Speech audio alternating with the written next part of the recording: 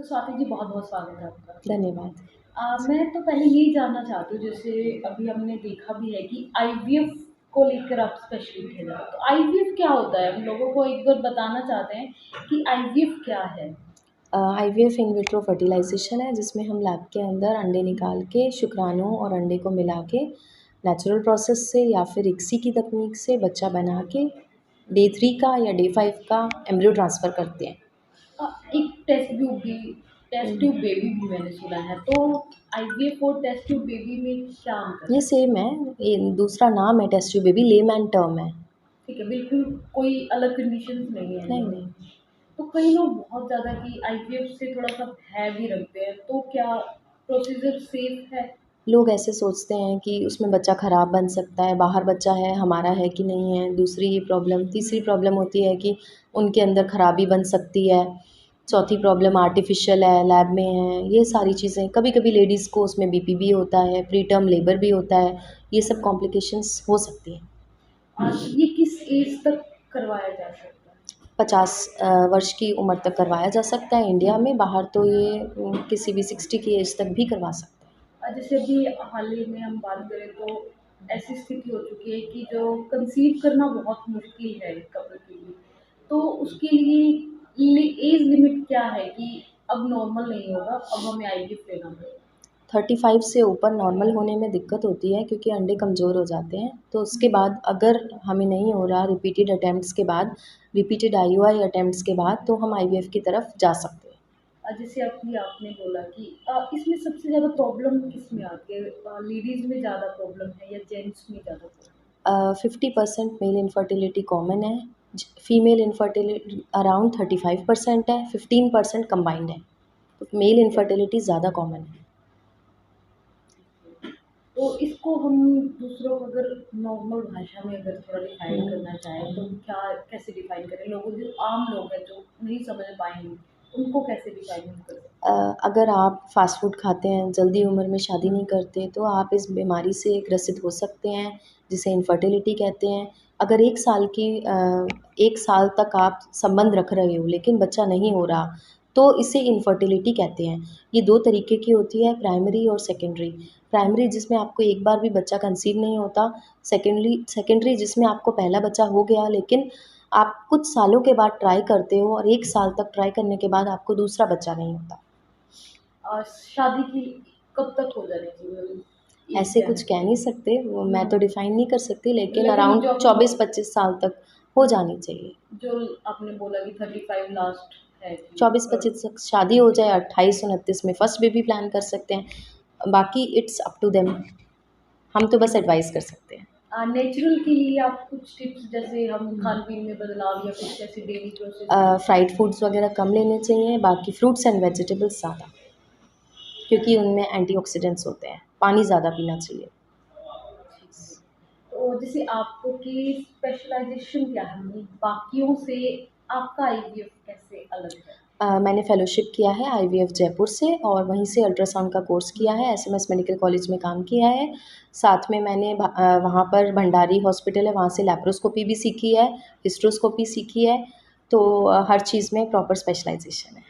जैसे हम बात करें कि अभी इन दिनों में बहुत ज़्यादा क्रेज़ है कि 4-5 सालों में आईवीएफ बहुत ज़्यादा है। हम सिरसा में भी बात करें तो सिरसा में बहुत ज़्यादा सेंटर्स ओपन हो चुके हैं।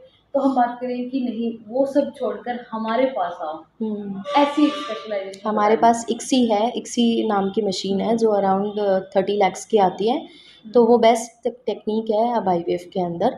आपको यहाँ अवेलेबल है और उसमें 1 अंडा और 1 शुक्राणु मिला के बच्चा बना सकते हैं और उसमें रिज़ल्ट्स भी ज़्यादा हैं। हम अगर बात कॉस्ट की बात करें तो कॉस्ट कितनी तक हमें मिनिमम और मैक्सिमम रहती है यहाँ पे आप आईवीएफ में? मानिए सिरसा में सबसे कम मनी माइंड करते हैं हम, मनी के लिए नहीं करते काम, बच्चे रिज़ल्ट देने के लिए करते हैं। तो 1 लाख के आसपास 1 साइकिल हो जाएगी और लगभग 2.5 के आसपास 3 साइकिल का पैकेज। ये डिलीवरी तक के चार्जेस होते हैं? डिलीवरी तक के नहीं होते, बच्चा डालने तक के, एम्ब्रियो ट्रांसफ़र तक के। डिलीवरी चार्ज पे कि इसका और वो मतलब अलग, 4 जैसे टू कि 5 वो नॉर्मल चलता है, जैसे नॉर्मल प्रेगनेंसी होती है। मतलब 2-3 4 टू मंथ्स के 5 लेके चले अगर किसी ने नहीं, आईवीएफ 4 टू 5 तो ऐसे नहीं कह 3 टू सकते। 5 नहीं, आप मानिए जैसे 2.5 वैसे बोल दिया मैंने, और नॉर्मल एएनसी आपका 3 महीने तक लगभग मानो 10,000 पर मंथ लगेगा, 30,000, और बाकी आगे नॉर्मल एएनसी का खर्चा मैक्सिमम लाख रुपए नहीं होता। हर पेशेंट की अलग तरीके से इलाज चलता है। ठीक है। अब फैकल्टी की बात करें तो आपके पास और कितने डॉक्टर्स हैं या जो अलग-अलग मेरे हैं? हस्बैंड हैं, वो यूरो सर्जन है ना, और बस हम दोनों ही हैं। हाँ जी, बाकी एक बीएएमएस है और स्टाफ है। अगर हम सिरसा की बात करें पूरी डिस्ट्रिक्ट की, कितने की आईवीएफ हम मान के चलें कि इन दिनों आ जाते होंगे? पूरे सिरसा में तो मुझे नहीं पता। मेरे सेंटर पे 8 से 10 IVF per month. Per month आ जाते हैं। ठीक है। एक और भ्रम रहता है कि हम आईवीएफ करवाएँगे तो लड़का होने की संभावना बहुत ज़्यादा है। ऐसा कुछ भी ऐसा होता है? कुछ नहीं है, 50-50 है। किसी की लक ज़्यादा अच्छा होता है, किसी का कम। बाकी जिसको जो चाहिए। अच्छा। आजकल फ्रीजिंग का भी थोड़ा ट्रेंड बढ़ा है, तो उसपे क्या कहना है? क्या होता है, कुछ लोगों में repeated fresh embryo transfer failure होता है, तो उसमें फ्रीज़ करके फ्रोज़न एम्ब्रियो ट्रांसफ़र करते हैं नेक्स्ट साइकिल में। ठीक है। तो जैसे किसी की एज निकल रही है, तो वो अपने जैसे अंडे या शुक्राणु फ्रीज़ करवा सकता है, ये क्रायो फैसिलिटी है प्रिजर्वेशन सरकार बहुत अच्छी फैसिलिटी है। मैं तो कहूँगी लेकिन नेचुरली जल्दी हमें करना चाहिए, लेकिन अगर कोई वर्कलोड वगैरह की वजह से, कोई और इश्यू से क्रायो प्रिज़र्व कराना चाहते हैं, तो आराम से oocytes और सीमेन सैंपल क्रायो प्रिज़र्व हो सकता है। लास्ट में हमारे श्रोताओं को क्या मैसेज देना चाहते हमने अपना सेंटर अभी डबवाली रोड से गांधी मार्केट की तरफ नियर परशुराम चौक शिफ्ट किया है। आप प्लीज़ विज़िट करिए और आप खुद जानिए। जी, बहुत-बहुत स्वागत है आपका। हाँ जी, नमस्कार जी, थैंक यू। पहले तो हम चाहते हैं कि हम आप हमारे दर्शकों को अपनी स्पेशलाइज़ेशन थोड़ा बता दीजिए। हाँ जी, मैं एमसीएच यूरोलॉजिस्ट हूँ। मैंने रोहतक से पहले एमएस जनरल सर्जरी किया था। उसके बाद मैंने एमसीएच यूरोलॉजी की जो पढ़ाई की थी, वो एसएमएस जयपुर से की थी, जहाँ पर पथरी, गुर्दे, गदूद और किडनी ट्रांसप्लांट की ट्रेनिंग हमने ली है। दूरबीन के जितने भी ऑपरेशन होते हैं, वो भी सब हमने वहाँ पर ट्रेनिंग ली हुई है।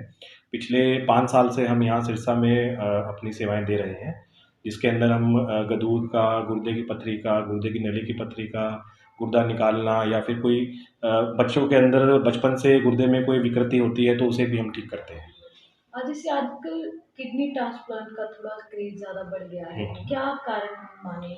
देखिए, आजकल के समय में जो हमारे खान-पान में और रहन-सहन के अंदर जो चेंजेज़ आए हैं, जैसे कि पहले से हमारी जो पॉपुलेशन है उसके अंदर फ़ास्ट फूड ज़्यादा लेते हैं वो, तो उनमें डायबिटीज़ ज़्यादा बढ़ जाती है, या फिर हाइपरटेंशन के पेशेंट ज़्यादा हैं, या फिर उन्हें कोई और हार्ट की बीमारी होती है। तो इन सब बीमारियों के जो लक्षण होते हैं वो किडनी पर गहरा असर डालते हैं। किडनी पर गहरा असर डालने के कारण किडनी काम करना कम कर देती है, और शुरुआती दौर के अंदर इसके कोई सिम्पटम्स होते नहीं हैं। जब तक मरीज़ को पता लगता है तब तक काफ़ी देर हो चुकी होती है, क्योंकि इंडिया के अंदर कोई रेगुलर हेल्थ चेकअप का कोई सिस्टम ऐसा बना नहीं है। लोग अपने हिसाब से, अपने सुविधा के हिसाब से जाँच करवाते हैं।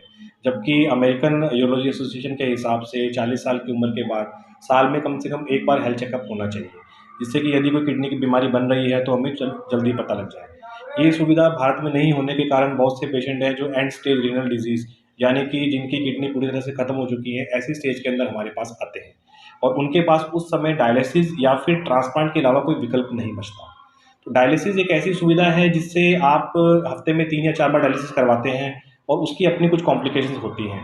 उससे खर्चा भी लगातार मरीज़ का बना रहता है, तो उससे बेहतर उपाय हम सोचते हैं कि जिसको डायलिसिस की ज़रूरत हो, उससे किडनी ट्रांसप्लांट ज़्यादा बेटर है। तो ये सुविधा हम कोशिश कर रहे हैं कि किसी तरह से सिरसा में भी आ पाए, लेकिन क्योंकि सिरसा में अभी कोई परमानेंट